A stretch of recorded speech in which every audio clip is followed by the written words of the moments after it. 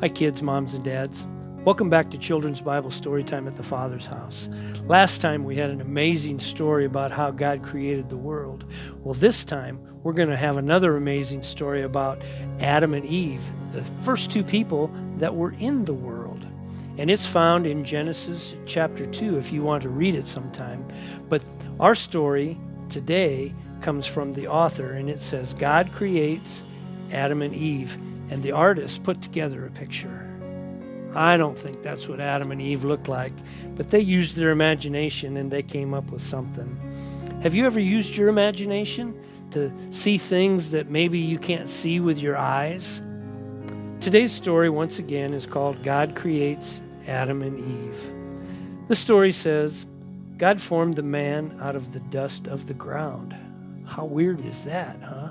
Take a pile of dust and sweep it all together and make somebody. It says, He formed man out of the dust of the ground, and then he breathed into him the breath of life, and man became a living being. The very first person in the Bible is Adam. And it tells us in Genesis chapter 1 that he was made in the likeness and the image of God. Let's go on. It says God planted a garden in Eden. Have you ever planted a garden? We talked about seeds last time and how cool it is that when you plant a seed out of an apple, it grows an apple tree that makes apples that has more seeds. God planted a garden in Eden, and he put the man there.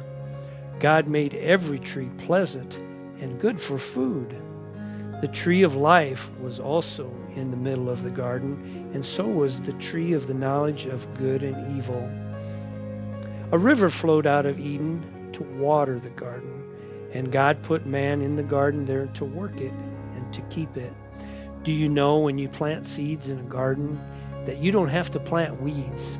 They grow by themselves. You have to keep them pulled away so that whatever you plant can grow big and strong. It says God put man in the garden to work it and to keep it, and God told him, You may eat of every tree of the garden, but do not eat of the tree of the knowledge of good and evil.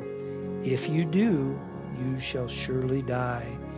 All of the trees in the garden they could eat fruit from, except for the tree of the knowledge of good and evil. And God told them not to touch that tree. God was testing them to see that they would listen to him and follow his directions. Are you good at following directions? It's a very good thing to follow directions. That way we don't get hurt. And then God said, It's not good that the man should be alone. I will make a helper for him. God had formed out of the ground every animal and every bird. He brought them then to Adam to see what he would call them. And Adam named all the animals in the earth. Can you imagine how big a job that was?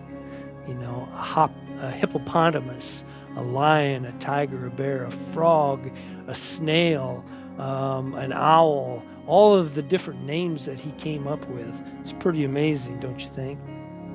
The man gave names to all the animals and to all the birds. But there was no helper for Adam, so God caused a deep sleep to come upon Adam. While he slept, God took one of his ribs and closed up its place with flesh. And God used the rib he had taken from Adam to make Eve. Then God brought her to the man. Then the man said, At last, this is bone of my bone, this is flesh of my flesh. So she shall be called woman. How miraculous is that? God takes a bone, a rib out of Adam, and he makes Eve out of it. He makes the first woman because Adam was so lonely. Have you ever been lonely and you needed somebody to be with you? Well, God saw that it was not good for man to be alone, and he made Eve so that he would have a helpmate, somebody he could talk to, somebody he could love. Therefore, a man shall leave his father and his mother, and he shall hold on to his wife. They shall become one flesh. And the man and his wife were both naked, but they were not ashamed. Can you see that in that great big garden there were two people, Adam and Eve. And it was their job to take care of the garden, but they were not allowed to eat from the tree of good and evil. Well, next time we're going to see what happens if they did touch that tree of good and evil. Come back and see us again next time. So from the Father's house, God bless. We'll see you then.